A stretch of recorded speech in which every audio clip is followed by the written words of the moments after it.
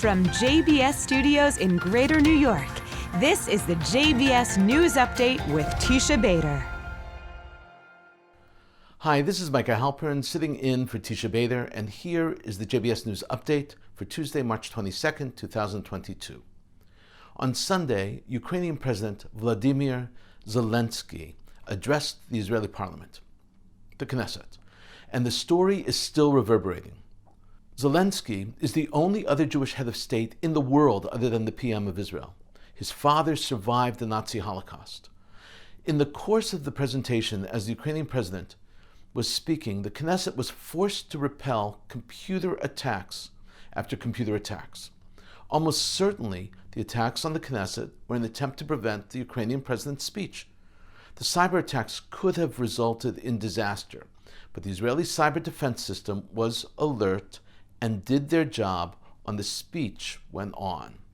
The attackers were most probably Russian. In his speech, Zelensky referenced the Holocaust, a decision that was met with serious critique. The general feeling of the Knesset members was that the Ukrainian president's Holocaust-related material bordered on Holocaust denial. Most specifically, his use of historical comparisons and the exaggerations he employed when comparing the murder of the Jews by the Nazis to the Russian invasion of his country, Ukraine.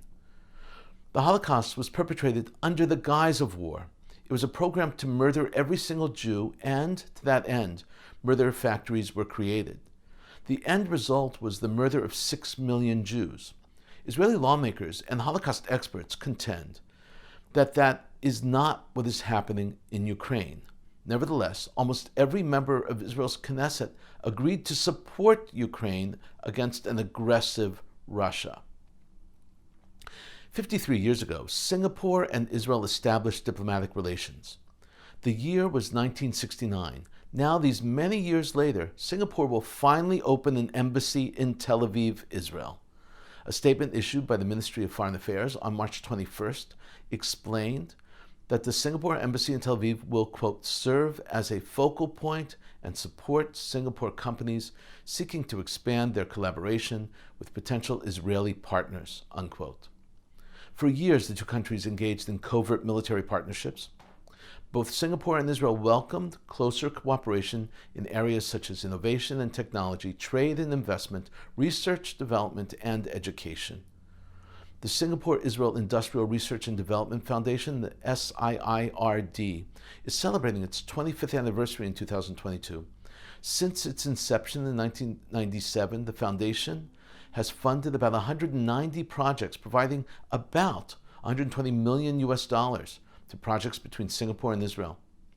In addition to announcing the opening of its Tel Aviv embassy, Singapore emphasized its commitment to a two-state solution and to a peaceful resolution of the conflict between Israel and Palestinians. Iran has suspended talks with Saudi Arabia. The news comes to us from a website affiliated with Iran's top security body. No explanation was given for the surprising decision that came just as the fifth round of negotiations between the two countries was due to start. Tehran also condemned mass executions in Saudi Arabia and said that 41 Shiites have been executed. They didn't say it, but that very well may have been the reason for the suspension of talks. Iran is a Shiite Muslim country and Saudi Arabia is a Sunni Muslim country. The two groups are sworn enemies, and these two countries are leaders in their respective groups. There is very little chance that Iran and Saudi Arabia will ever trust one another. Each sees the other as a heretic. And now for a look at tonight's programming on JBS. At 7, Rabbi Ammiel Hirsch discusses the two models of salvation offered in the Bible. At 7:30, Ellie Cohanim speaks with former State Department and White House employee Amanda Milius on global perspective. At 8, in a discussion about antisemitism on college campuses, attorneys Susan Tuchamn and Peter Fishkind focus on the case of Fordham University blocking the formation of a chapter of Students for Justice in Palestine. At 9, Mark Golub sits down with Rabbi Aryeh Katzin on L'chaim. At 10, an encore presentation of the ADL's panel on marginalized communities. And coming up next, it's ILTV's Insider. This is Micah Halpern and the JBS News Update. I want to wish everyone a good evening. Thank you.